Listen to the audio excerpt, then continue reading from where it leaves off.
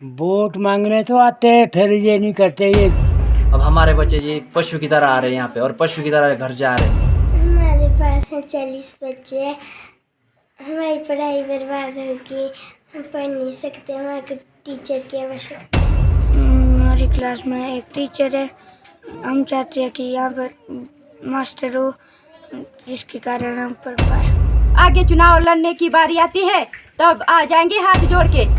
ये एप्लीकेशन हमने विधायिका जी को दी थी राजगढ़ में जाके जी, अभी तक इसका कोई और नहीं हुआ जी। ना तो वो टीचर आया, ना वो विधायिका फोन सुनती है। आज हम आपको बताएंगे एक ऐसे विद्यालय के बारे में जहां के बच्चों को उन्हीं के परिजनों द्वारा गंवार और पशु के समान बताया जा रहा है, क्योंकि ये बच्चे शिक्षा से बिल्कुल अछूते और दूर होते जा रहे हैं।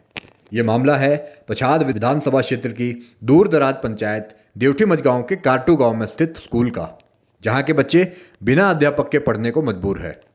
राजकीय प्राथमिक पाठशाला कारटू में 39 बच्चों का भविष्य दांव पर लगा हुआ है।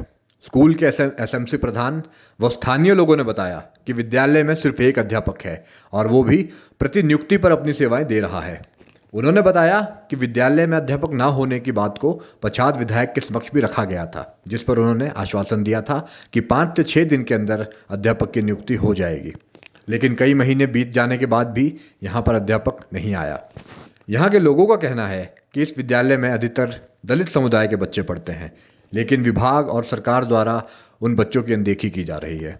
जो अध्यापक यहाँ पर अपनी प्रतिनियुक्ति में सेवाएं दे रहा है वो सीएसटी देवठी मझगांव में कार्यरत है, इसलिए उसे अन्य विद्यालयों के कार्य भी देखने पड़ते हैं।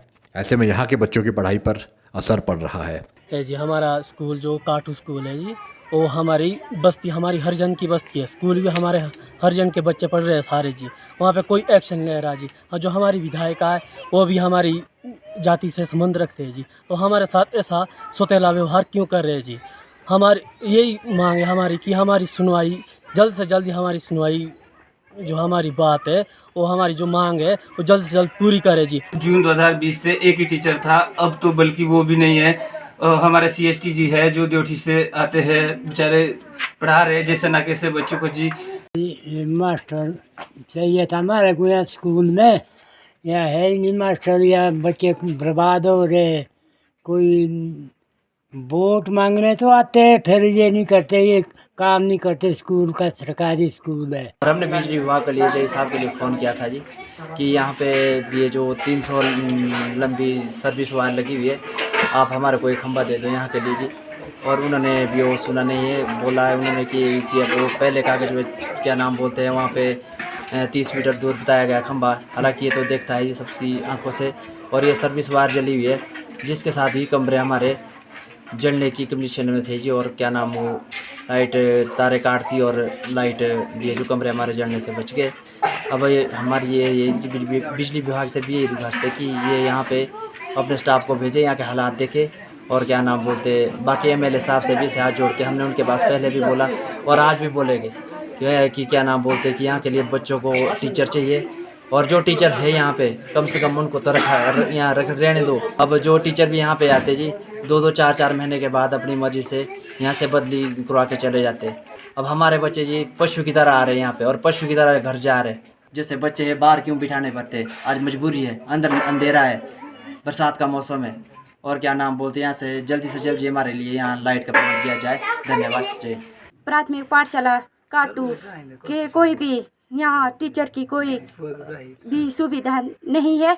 और हमारे यहाँ जो पढ़ रहे बच्चे सुबह और जैसे ही घर से आते हैं वैसे ही घर स्कूल से घर लौट जाते हैं। यहाँ कोई भी टीचर नहीं है। और हमारे बच्चे सबसे डफर और जहाँ भी कहीं स्कूल में बच्चे होते हैं पढ़ाई करते हैं।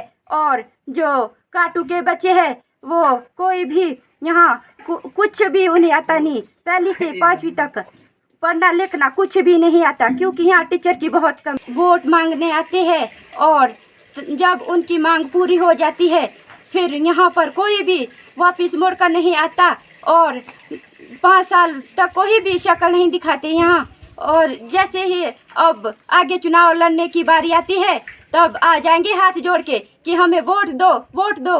बच्चे बहुत ही बेकार, बहुत ही बेकार होते जा रहे हैं। जी वोट मांगने तो यहाँ पे आते हैं और जब वोट मांग के चले जाते हैं और दोबारा से शक्ल नहीं दिखाते हैं जी। हमारा निवेदन कि यहाँ पे हमें टीचरों की कमी पूरी की जाए ताकि हमारे बच्चे पढ़ सकें। हमारे स्कूल में इतनी दयनीय हालत है, इसमें ना तो खिड़कियाँ, बच्चे अंदर बैठते हैं अंधेरे में, उनताई बच्चा है, ना कोई अध्यापक है।